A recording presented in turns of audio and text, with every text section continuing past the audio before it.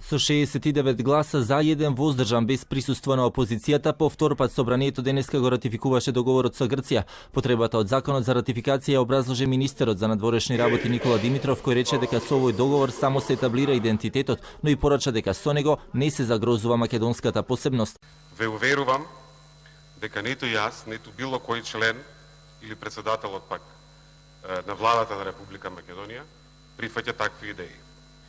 Како што во многу наврати потенциравме, конечната спогодба е сосема спротивното. Таа не само што него загрозува македонскиот национален идентитет, посебноста на македонската нација, македонскиот јазик и македонскиот модел на соживот, туку ги реафирмира и ги зацврстува како никогаш досега. Единствениот пратеник од владеачкото мнозинство кој гласаше воздржано, Ферит Мухич, како и минатиот пати, овој пат образложи зошто донел таква одлука. Според него вината е во меѓународната заедница која дозволила, како што рече, уставна промена на името на земјата. Самиот тој услов, и тоа е основата на моето излагање, промена на името целосно е спротивена повелбата на Обединетите нации и на меѓународното право.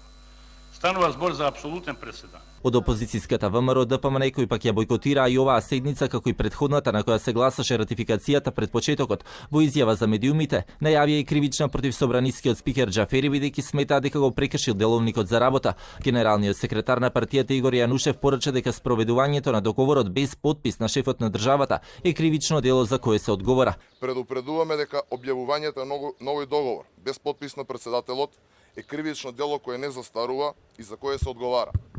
Таквиот евентуален чин ќе представува продолжување на грубата пракса на кршење на процедурите и законите, се со цел озаконување на нешто што не е законско. Од СДСМ пак најави и кривична против председателот Иванов, обвинуваат дека се меша во работата на законодавниот дом, но исто така информираат дека добиле закана од неколку здруженија кои повикуваат на бунти немири.